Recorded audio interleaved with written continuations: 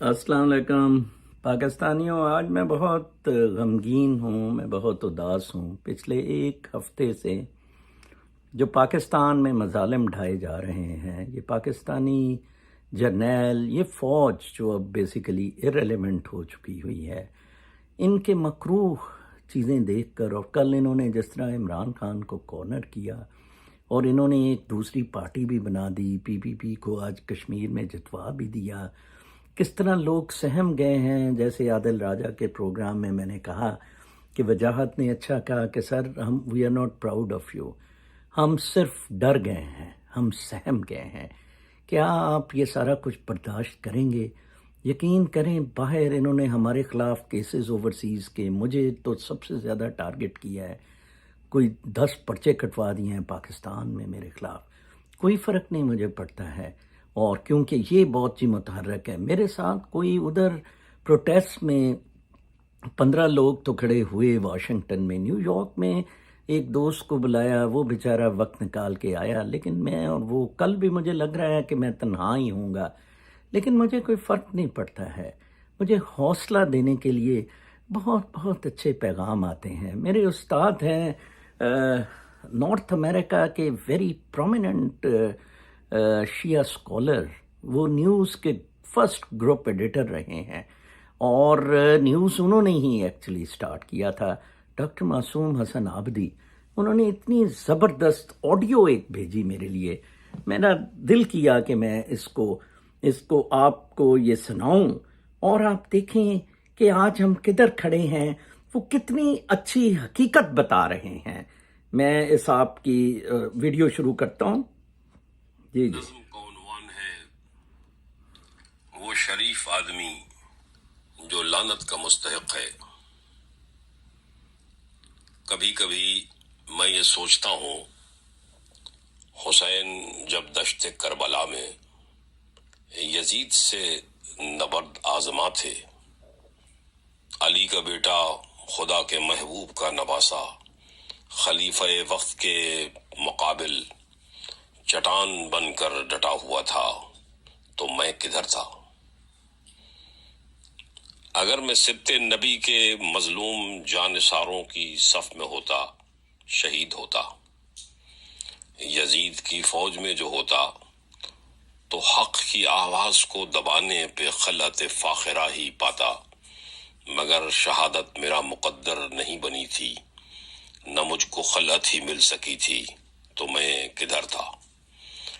جو میں نے سوچا تو میں نے جانا، نہ میں ادھر تھا نہ میں ادھر تھا. مجھے حسین اور ان کے سارے اصول سبھی عزیز تھے، پر میرے مفادات مجھ کو ان سے عزیز تر تھے. میرے مفادات جو عبارت تھے میری ذات اور میرے بچوں کی عافیت سے، وہ حاکم وقت کی نگاہ کرم کے محتاج و منتظر تھے. یہی سبب ہے کہ حق و باطل کے معرکے میں صحیح غلط کی تمیز کے باوجود خاموش ہی رہا میں. مگر جب ایک بار کربلا اور یزید سبھی گزر گئے تو حسین پیاسے ہی مر گئے، تو میری حمیت نے جوش مارا. یزید کو میں نے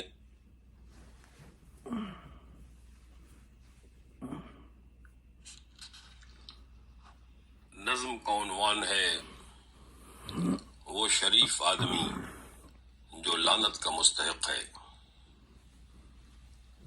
کبھی کبھی میں یہ سوچتا ہوں، حسین جب دشت کربلا میں یزید سے نبرد آزما تھے، علی کا بیٹا خدا کے محبوب کا نواسا خلیفہ وقت کے مقابل چٹان بن کر ڈٹا ہوا تھا، تو میں کدھر تھا؟ اگر میں سبط نبی کے مظلوم جانثاروں کی صف میں ہوتا، شہید ہوتا، یزید کی فوج میں جو ہوتا، تو حق کی آواز کو دبانے پہ خلعت فاخرہ ہی پاتا. مگر شہادت میرا مقدر نہیں بنی تھی، نہ مجھ کو خلعت ہی مل سکی تھی، تو میں کدھر تھا؟ جو میں نے سوچا تو میں نے جانا، نہ میں ادھر تھا نہ میں ادھر تھا. مجھے مجھے حسین اور ان کے سارے اصول سبھی عزیز تھے، پر میرے مفادات مجھ کو ان سے عزیز تر تھے۔ میرے مفادات جو عبارت تھے میری ذات اور میرے بچوں کی عافیت سے، وہ حاکم وقت کی نگاہ کرم کے محتاج و منتظر تھے۔ یہی سبب ہے کہ حق و باطل کے معرکے میں صحیح غلط کی تمیز کے باوجود خاموش ہی رہا میں۔ مگر جب ایک بار کربلا اور یزید سبھی گزر گئے تو حسین پیاسے ہی مر گئے، تو میری حمیت نے جوش مارا۔ یزید کو میں نے ظلم اور جبر کی علامت بنا کے چھوڑا، حسین کو میں 1000 برسوں سے رو رہا ہوں۔ کبھی کبھی میں یہ سوچتا ہوں، میرے آئمہ کہ جن کے علم و عمل کی خوشبو مشام جامع بسی ہوئی ہے، میرے آئمہ کہ آج بھی جن کے پاک قدموں کی پاک مٹی کروڑوں آنکھوں کی روشنی ہے، انہی آئمہ کی پشت جو ظالموں کے ہاتھوں سے خون چکا تھی، خلیفہ وقت کے عقوبت قدوں میں ان کی تمام بستی لہو لہاں تھی، تو میں کدھر تھا؟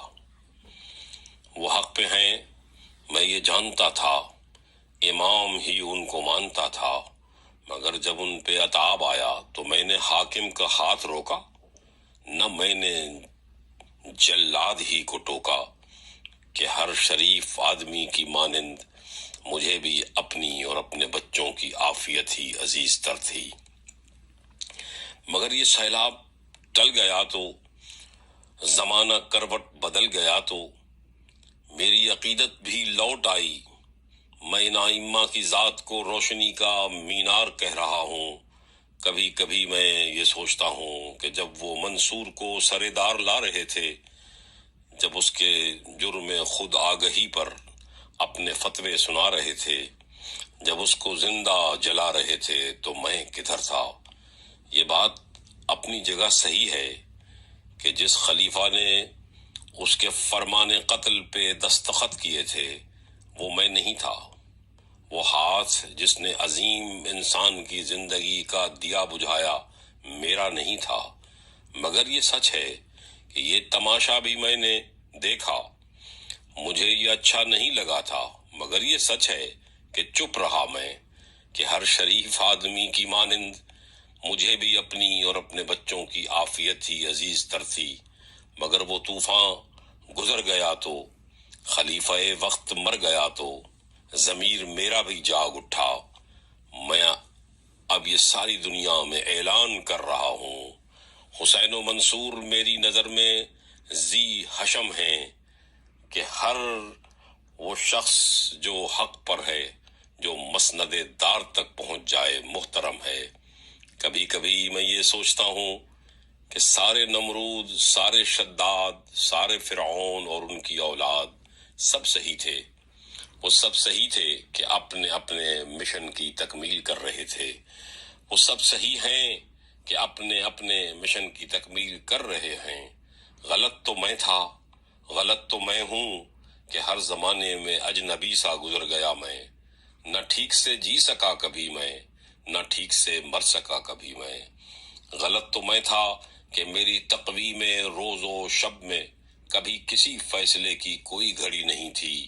میرے قبیلے کے واسطے تو کوئی قیامت بڑی نہیں تھی۔ کہیں کوئی کربلا بپا ہو، کہیں عقوبت قدے میں زندہ کے کوئی سورج ہی بجھ رہا ہو، فراز دار و رسن سے کوئی صدائے حق بھی لگا رہا ہو، تو ہر شریف آدمی کی مانند میں اپنے حق کے آگہی کے باوصف سوچتا ہوں، نہ میں ادھر ہوں نہ میں ادھر ہوں، مگر جہاں کہیں بھی ہوں میں لعنت کا مستحق ہوں۔ اللہ اکبر۔